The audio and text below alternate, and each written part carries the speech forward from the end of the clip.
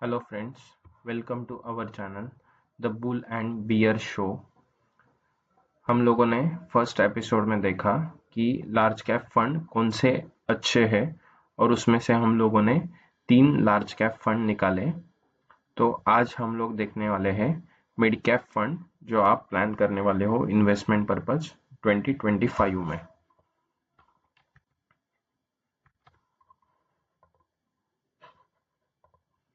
अभी total mid cap mutual funds हैं जो टॉप के हैं 26 और उसका एवरेज रिटर्न है 24.03%। अभी मिड कैप म्यूचुअल फंड क्या होते हैं? मिड कैप म्यूचुअल फंड मतलब जो इक्विटी फंड रहते हैं जो investment mid size companies of India में करते हैं। मतलब मिड साइज मतलब लार्ज कैप साइज से थोड़ा कम रहता है, बट उसका ग्रोइंग कंपनीज में वो फास्टेस्ट ग्रोइंग कंपनीज में माने जाते हैं। अभी उसका एडवांटेज क्या है? एडवांटेज ऐसा है कि वो हाई ग्रोथ स्टॉक्स रहते हैं और इसका एक ही दिक्कत यह है कि इसका जो टाइम होराइजन है वो 7+ ईयर इन्वेस्टमेंट का है। इसलिए जिनका टाइम होराइजन कम है, 3 साल 5 साल, तो ऐसे लोग इसमें से दूर रहना पसंद करोगे।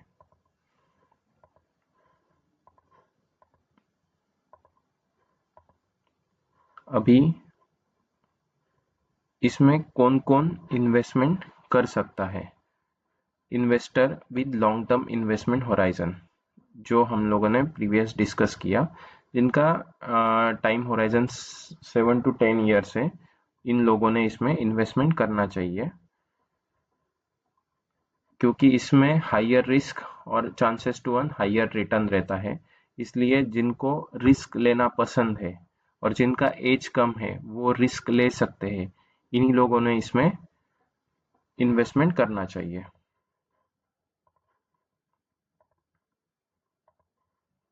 अभी हम लोग की पॉइंट्स देखते हैं। अभी हम लोग देख रहे हैं मिड कैप फंड, इसका एक्सपेंस रेशो ये 1% से कम ही होना चाहिए। अभी एक्सपेंस रेशो क्या रहता है?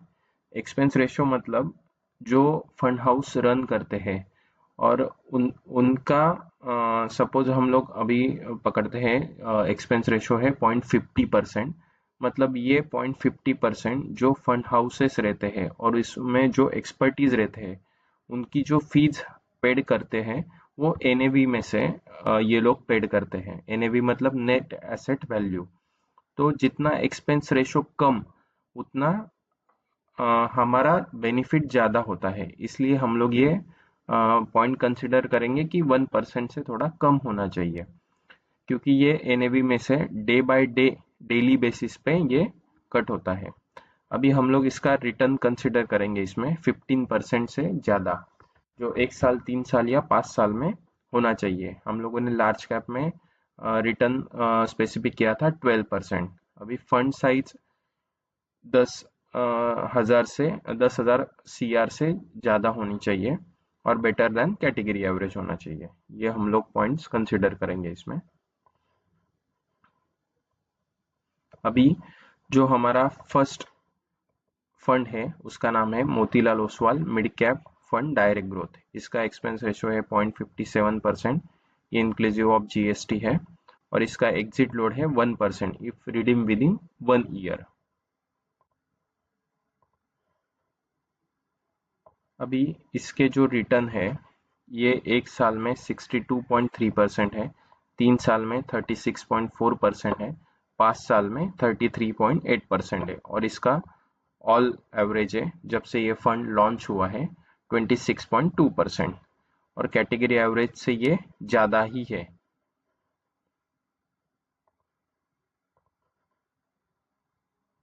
अभी इसमें टॉप होल्डिंग्स कंपनी जो है उसका नेम, सेक्टर और एसेट कितना परसेंटेज इन लोगों ने इन्वेस्टमेंट किया है ये है। अभी फर्स्ट है कोफोर्ज, ये टेक्नोलॉजी में है। कल्याण ज्वेलर्स, ये कंज्यूमर डिरेक्शनरी में है। पॉलीकैब इंडिया कैपिटल गुड्स में है। परसिस्टेंट सिस्टम टेक्नोलॉजी में। जियो फाइनेंस फाइनेंस में। Bajaj auto automobile. Tube investment of India automobile, Mahindra and Mahindra automobile, Voltas consumer.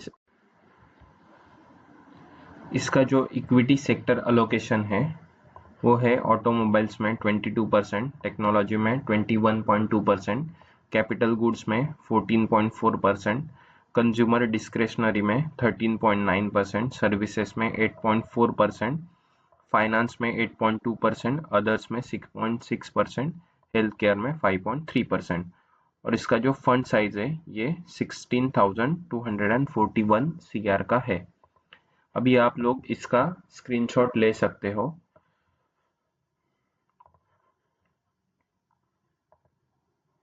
अभी जो सेकंड फंड है उसका नाम है HDFC mid cap opportunity fund direct plan growth.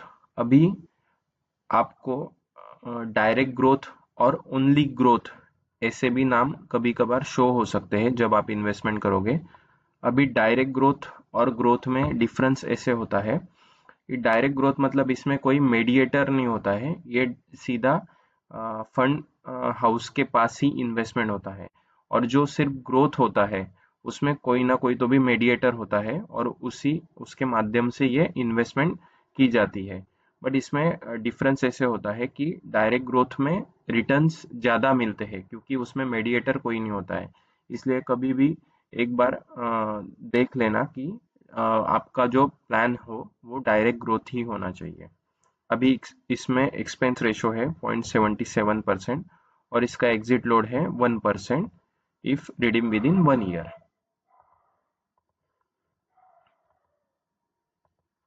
अभी इसके रिटर्न जो है वो 1 साल में 36.8%, 3 साल में 29%, 5 साल में 29.5% और सिंस इंसेप्शन है 22.2%।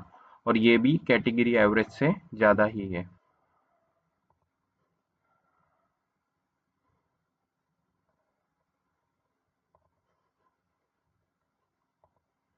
अभी इसके टॉप होल्डिंग्स जो है वो मैक्स फाइनेंस सर्विसेज में है, द इंडियन होटल कंपनी में है, फेडरल बैंक में है, उसके बाद में इप्का लैबोरेटरीज में है, कॉफोर्ज में है, बालकृष्ण इंडस्ट्रीज में है, इंडियन बैंक में है, अपोलो टायर्स में है और HPCL में है। ये टॉप होल्डिंग्स हैं।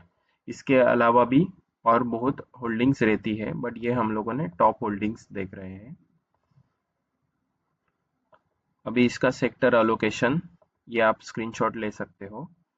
ये इस टाइप का है, health care, finance, technology, capital goods, services, automobiles, chemicals.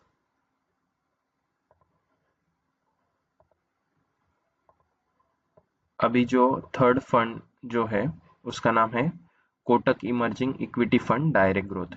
इसका एक्सपेंस रेशो है 0.38% और ये एग्जिट लोड इसका है 1%, रिडीम किया तो 1 साल में।